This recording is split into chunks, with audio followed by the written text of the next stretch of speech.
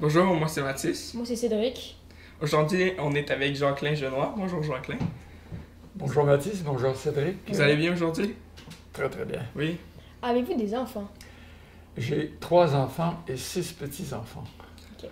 Alors, j'ai 2 enfants, une fille et un garçon qui vivent à Montréal et Laval, et j'ai une fille qui demeure tout près de moi ici. Et c'est ça, j'ai 6 petits-enfants, 2 garçons et 4 filles. Ok.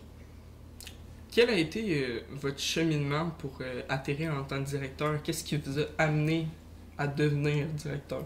Je me suis cherché beaucoup à l'adolescence. Et j'ai perdu quelques années à me chercher, mais je pense que c'est quelques années que j'ai gagné finalement. Et parce qu'elles ont fait de moi ce que je suis maintenant. Il y avait quelque chose qui m'apparaissait, est évident. Je voulais être au service des gens, au service du monde. Ça, je pense que très tôt, là, ça c'est quelque chose qui... Mais comment l'être? Tellement que je suis allé étudier à un moment donné, vous allez voir, c'est un petit détour. À un moment donné, quand j'étais en secondaire 5, j'étais fort à l'école et le directeur m'avait laissé entendre que j'étais très très fort, puis qu'un gars fort, ça s'en va étudier en sciences. Alors je suis allé étudier en sciences. J'ai fait une année en sciences à l'Université Laval pour m'apercevoir que, mon Dieu, que ma vie aurait été plate. J'étais allé en sciences. C'est drôle, j'ai 2 enfants qui sont ingénieurs, puis la troisième est urbaniste. Alors donc des gens qui sont plus dans un domaine qui est quand même différent du mien. Comme ça, comme je te disais, l'entonnoir m'a emmené à travers des détours, m'a emmené dans le petit goulot de l'entonnoir pour en sortir avec une formation en administration scolaire, en pédagogie et puis en psychologie des groupes et psychologie. Alors, c'est comme ça que je suis devenu enseignant d'une part. Est-ce que vous regrettez d'avoir pris ce chemin-là?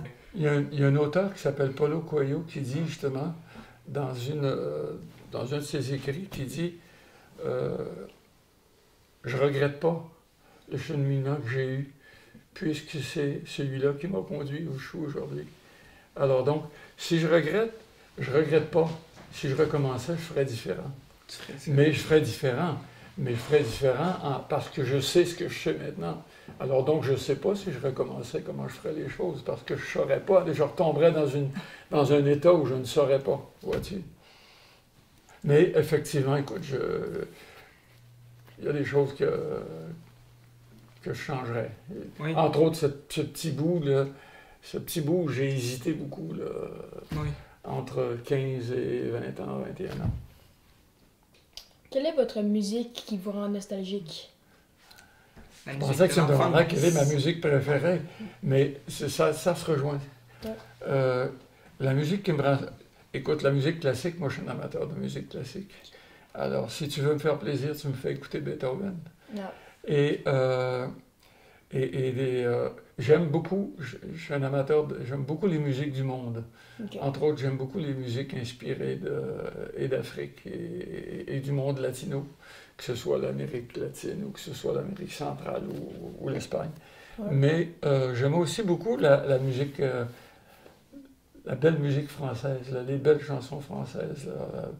Bon, vous autres, des gens qui vous disent rien, j'imagine, hein, Jacques Brel et tout ce beau monde-là, au Québec, hein, Gilles Vigneault. Mais vous, c'est Ferland, vraiment la musique classique. Exemple, le folklore ou... Le folklore, choses j'aime dans ce beaucoup aussi. genre-là. J'aime beaucoup le folklore des différents pays. Alors, quand je parlais de musique tout à l'heure, là, des musiques latino, entre autres, là, j'aime beaucoup le folklore de ces pays-là, les musiques, les danses de ces pays-là. Là, Qu'est-ce qui vous intéresse dans la musique? Oh, c'est le bien-être qu'elle m'apporte. J'aime... Il y a quelque chose... Je connais rien en musique. J'aime la musique. Et ça me nourrit, la musique. Alors, ça m'apporte quelque chose. Ça me fait grandir. Peut-être que c'est en lien avec quelque chose d'autre que je fais. Moi, je fais de la méditation. Je médite tous les jours. Et ça a un lien, les deux ensemble. Là, parce que... Mais on médite, puis là, je fais un petit peu des détours, là, permettez-moi, c'est comme ma vie. Alors, je médite même en vélo. Alors, ou en marche, quand je pars en marche en forêt. Puis, la méditation, je ne sais pas pourquoi, On a, dans notre société, on a cette impression que la méditation, c'est quelque chose de compliqué, puis quelque chose que font les gens un petit peu bizarres et à part. Alors que la méditation, c'est quelque chose qui est tellement simple. Et alors, c'est ça, la méditation, c'est rien que de se recentrer sur sa vie et sur le flow qui nous anime. Alors, non, c'est très simple la méditation que je fais, mais c'est pas compliqué du tout. Tantôt, vous nous parliez que vous faisiez beaucoup de sport en hiver, par exemple le fat bike ou la marche, quoi que ce soit. Qu'est-ce qui vous intéresse dans le sport? Et aussi, est-ce que vous faites d'autres sports, exemple, je sais pas, de la natation dans les 4 saisons? Je suis sportif en fait, je suis sportif et je suis amateur de plein air. Alors, et je fais la nuance parce que j'aime bien faire mon sport dehors. Alors, en bas, j'ai un petit gymnase, et puis c'est quand il fait pas beau et quand il fait moins 30 comme la semaine dernière, là, je m'entraîne là-dessus. Mais pour moi, l'entraînement, c'est important. Et peut-être que ce qui m'a... ça a toujours été important pour moi, depuis toujours. Je suis sportif et amateur de plein air et amateur de liberté. Ça, c'est important pour moi. Et ce que m'apporte, toujours un peu peut-être autour de la méditation, mais ce que ça m'apporte la santé, ça m'apporte le bien-être, ça m'apporte la vie. Se sentir vivant. Puis j'ai un vieil ami qui est mort à 95 ans et puis qui n'a abandonné qu'à 3 mois avant sa mort parce qu'il était malade, mais qui était en vie jusque-là. Puis il avait 90 ans et on faisait du vélo ensemble. Alors, ramène-moi là dans le Quelle a été votre première marque de voiture? Ça t'a marqué un peu, là. Beaucoup. Alors, effectivement, j'avais une voiture que peu de gens avaient. J'avais une Carmen Ghia. C'était ma première voiture. Alors, ça faisait partie là, de ma valse hésitation entre 15 et 20 ans. Là. Effectivement, c'était une belle voiture. C'était une petite voiture sport. Puis j'étais un peu fou. À ce moment-là, je conduisais en fou. Puis, alors, j'ai changé beaucoup. Mais ça fait partie de ce que je disais tantôt, ça fait partie. Si j'avais à recommencer, peut-être que je rachèterais encore ma Carmen Ghia. Avez-vous déjà fait des road trips ou quoi que ce soit avec? Ou... Non, des tout petits road trips.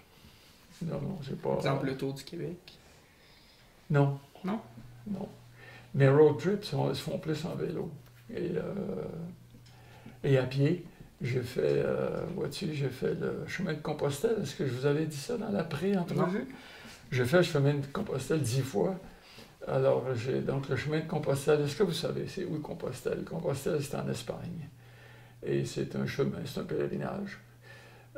Donc, ça a quelque chose toujours à voir avec la méditation. C'est un pèlerinage spirituel, mais spirituel très large. Pour moi, ça dépassait beaucoup de religieux. Ça, c'est plusieurs fois par année? Est-ce que c'est Non, je suis allé... j'ai fait une fois le pèlerinage de Compostelle où j'ai fait 900 quelques kilomètres en 35 jours. Non, c'était une marche tranquille, une marche seule, en silence. Donc, après ça, je suis devenu guide sur la route de Compostelle.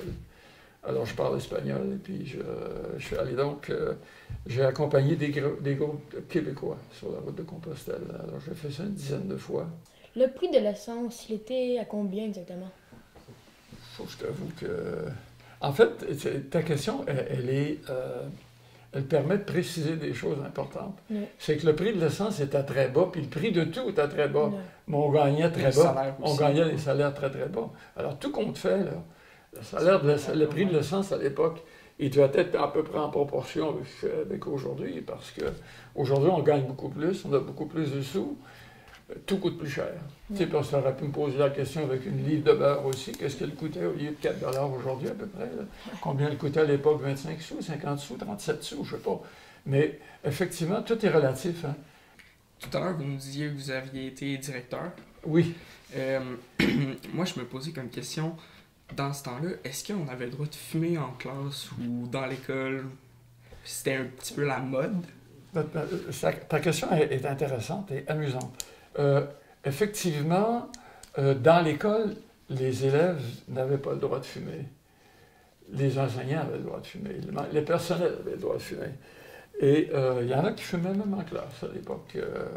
Alors, moi, très tôt, très tôt, c'est drôle, je ne sais pas pourquoi, par mes lectures, j'imagine, et tout ça, très tôt dans ma vie, j'avais peur du cancer. Pourtant, à l'époque, on n'en parlait pas tant que ça. Sauf que j'étais très, très sportif, mais j'étais fumeur quand j'étais adolescent.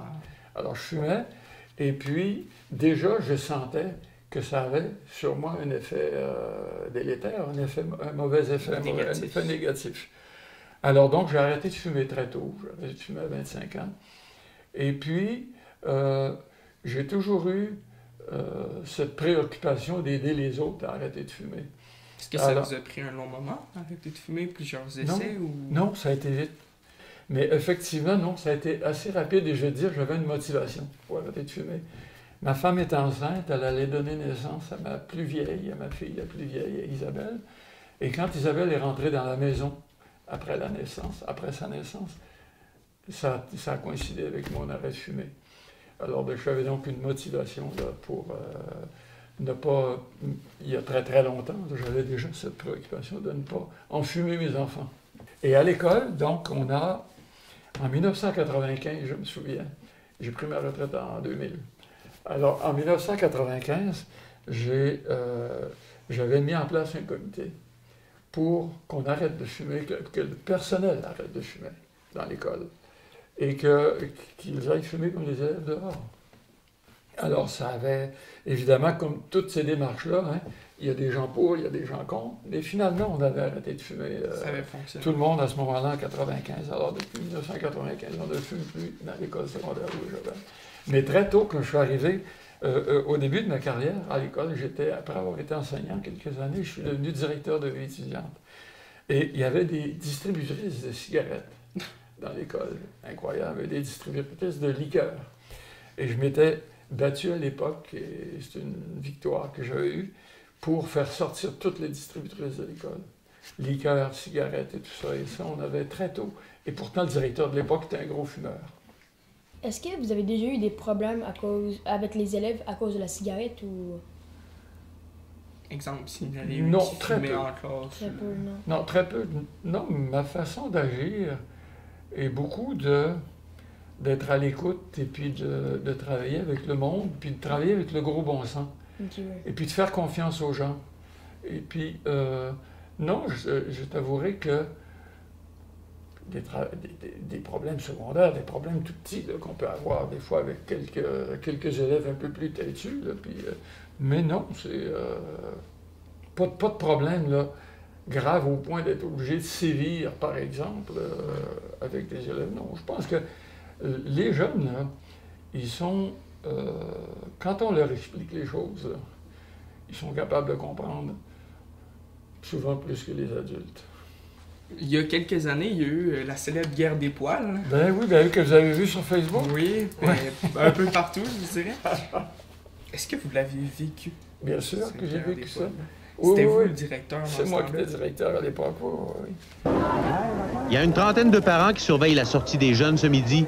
Ils sont venus prêter main forte aux enseignants afin d'éviter qu'il y ait de la casse. Alors on a mis tous les moyens de notre côté, c'est-à-dire que vous avez vu sûrement les agents de la Sûreté qui sont là puis qui nous épaulent. Puis qui sont... Dehors, il y a en effet 4 policiers de la Sûreté du Québec qui surveillent les étudiants. C'était l'enfer. Moi, j'ai couru pour aller chercher Jacqueline. D'un côté, il y a les yo. Ils sont une trentaine dans l'école. Leurs ennemis sont les poils. Il y en a quelques dizaines dans l'école. Ben, c'était une de ces épisodes palpitants de ma carrière passionnante là, comme directeur d'école. Une journaliste à Radio-Canada m'avait dit, vous avez l'air d'un bon père de famille. Parce qu'au fond, j'avais vécu ça rien que j'étais allé dans l'école. J'étais avec les élèves. On en parlait. Puis j'essayais de dédramatiser puis de faire en sorte que qu'il n'y ait pas de panique là, qui s'installe. Mais de base, c'était juste une banale guerre entre... Ah oui, effectivement. Sauf que à un moment donné, il y a toujours des gens là-dedans qui sont un petit peu plus radicaux, et qui sont prêts à aller toujours un petit peu plus loin. Ça fait partie de la vie normale, ça, d'un directeur d'école ou de la vie d'une école. C'est normal qu'il y ait de la vie dans une école, puis que des fois, il y ait des exagérations. Puis... Et comment vous avez géré ça avec... parce qu'on le sait qu'il y a des personnes qui ont amené des armes à l'école, par exemple des battes de baseball ou des barres à clous. Toujours avec la même attitude. Écoute, je pense que De toute façon, celui qui fait ça, il sait qu'il fait quelque chose qui n'est pas correct. Là. Il ne pense pas, lui, là, que c'est quelque chose de correct qu'il fait. Il le fait parce que il y a quelque chose, d'abord, il n'est pas bien. Il n'est pas bien dans sa peau, il n'est pas bien dans l'école. Il y a quelque chose qui explique ce pourquoi. Il apporte ça. J'ai vu à un moment donné, ça m'est arrivé d'arriver sur un échange entre des élèves, puis il y en avait un qui avait un couteau. Et puis, alors, au fond, c'est généralement de se parler, d'être calme, et d'abord d'amener la personne à l'écart avec toi. Et puis, mon style n'était pas de le planter dans le mur, parce que des fois, les élèves étaient plus costauds que moi, mais c'est beaucoup plus de prendre le temps d'échanger sur le geste qu'il pose, puis surtout de voir pourquoi il le fait, puis comment on peut l'aider, parce que souvent, cette personne-là a besoin d'aide. Je n'ai jamais bousculé un élève. Et je disais tout à l'heure, je vous disais, les élèves me tutoyaient, mais jamais un élève n'a été impoli envers moi, parce que je pense que je n'ai jamais été impoli envers un élève. Un élève qui a de la difficulté, un élève difficile, c'est un élève qui a besoin qu'on l'aide. Est-ce que vous avez déjà vu quelqu'un consommer de la drogue à l'école? Bien sûr. Bien sûr. Oui, puis on a eu à vivre. À un moment donné, il faut poser des gestes. Hein. Et c'est pas parce qu'on est bon, parce qu'on a une approche où on écoute et puis qu'on aime les gens pour qui on est là, les élèves et les membres du personnel. C'est pas parce qu'on les aime qu'on fait rien. Ça, c'est extrêmement important. Quand des gens se conduisent mal, il y a des conséquences aux gestes que l'on pose. Alors, effectivement, il m'est arrivé de transférer des dossiers de drogue à la police. Okay. Et puis oui, ça crée des problèmes, mais il y a un jour un élève qui est venu me dire, quelques années après, il me dit, c'est un élève qui effectivement qui prenait la drogue, qui en vendait, tout ça, qui est venu me dire merci Jacqueline pour la façon dont tu t'es comporté avec moi quand à un moment donné la police est venue me chercher, tout ça, que tu m'avais mis à l'écart et que... Alors, c'est ça. Donc, je pense que dans la vie, ce qui est important, c'est qu'il y a une valeur qui est tellement importante, le respect de l'autre. Mais est-ce que c'était fréquent à l'école? Est-ce qu'il y avait beaucoup de la drogue, ou est-ce que c'était fréquent, ou il y en avait très peu? Il y a des moments où il y en avait plus. Je te dirais qu'il n'y en a jamais eu énormément, je crois. Mais ça encore, il faut faire attention. Un directeur peut ne pas savoir un paquet de choses qui se passent dans sa boîte. On avait développé à l'école une belle relation avec la police, avec la Sûreté du Québec. Et la Sûreté, quand elle venait, généralement, c'était les mêmes agents. Et puis, c'était des gens qui avaient une préoccupation éducative. Alors, ils ne venaient pas d'une façon répressive. Ils venaient, puis ils prenaient le temps. On leur donnait des locaux, de s'asseoir avec les jeunes, prendre le temps d'échanger, de parler, puis de la gravité, des conséquences et tout ça. Pourquoi voulez-vous autant aider les jeunes? Je vais te répondre. Et c'est drôle parce que cette question-là m'a été posée plusieurs fois. Des jeunes me posent la question, des fois. Et des fois, je disais à Frédéric, je réunissais les élèves 3-4 fois par année, par niveau, parce qu'il n'y avait pas de place pour mettre tout le monde dans l'auditorium. Et puis, pour parler avec eux de la vie de l'école. Et je leur disais, à la question que tu me poses là, je disais, je vais vous répondre une réponse qui va vous laisser peut-être un peu pantois, parce que je vous aime. C'est tout. Alors, bon, je pense que j'ai toujours aimé le monde. Je pense que j'ai, quelque part, un côté un peu missionnaire. Et puis, alors donc, je vous disais tout à l'heure, moi j'ai aimé passionnément les années que j'ai vécues dans cette école, puis dans d'autres dossiers aussi, parce que j'ai été appelé à un moment donné à quitter la direction de l'école pour faire autre chose. Okay. Mais pourquoi? Non, je pense qu'écoute, c'est parce que j'aime le monde, j'aime les jeunes, et je crois en la jeunesse. Okay. Et je crois qu'il faut... moi, je disais, il faut apprendre des jeunes. Il faut savoir apprendre des jeunes. Je pense que vous autres, il faut que vous sachiez apprendre des adultes. Là. Puis je pense que tout ça est réciproque. Il faut qu'on sache apprendre les uns des autres. Il faut être ouvert d'esprit. Puis surtout, ne pas penser qu'on a la vérité et qu'on est seul à l'avoir. OK. c'est drôle parce qu'en préparant des trucs, je sortais des dossiers et j'ai été impliqué, entre autres, bon, par exemple, dans la fondation du centre de ski. Au moment où l'aréna était bâti, j'étais président de la société, de la commission intermunicipale des loisirs. Et je me souviens qu'avec un petit comité, effectivement, c'est là qu'on avait, à mon année, permettez-moi l'anglicisme, j'avais spoté le Mont Laura. Et puis, c'est autour du Mont Laura qu'on a développé le centre de ski. Et après ça est venu l'aréna, tout ça, tout simplement dans la préoccupation de faire en sorte de développer notre beau milieu. On vit dans un milieu fantastique. Je crois beaucoup en la vie, et je crois beaucoup que la vie ne se termine pas avec la portion terrestre. Je ne sais pas vers quoi on s'en va, je pense qu'on s'en va vers quelque chose. Mais j'ai de la misère avec l'Église catholique. Puis là, je ne viens pas de parler, je ne sais pas, les autres églises sont peut-être semblables, mais je trouve que j'ai de la misère avec l'Église catholique. Je trouve qu'on a été un petit peu floué à ce niveau-là, et que, oui, j'aurais voulu faire que des changements surviennent dans l'Église. J'aurais voulu, en tout cas, entre autres, le célibat, que les femmes, la prêtrise chez les femmes, que les femmes aient un accès aussi sain, aussi facile que les hommes à la prêtrise. Bon, toute l'attitude de l'Église face au divorce, face à l'avortement, face aux différentes préoccupations sociales. Au fond, la fermeture de l'Église, c'est ça avec quoi j'ai de la difficulté.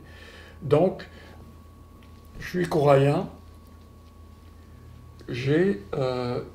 J'avouerai que le Christ est un personnage qui me fascine.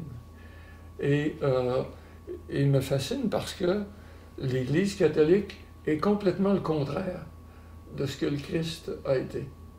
Et c'est drôle que l'Église catholique nous parle toujours du Christ, sauf que s'il y a un organisme ou s'il y a des gens qui n'imitent pas le Christ, c'est eux.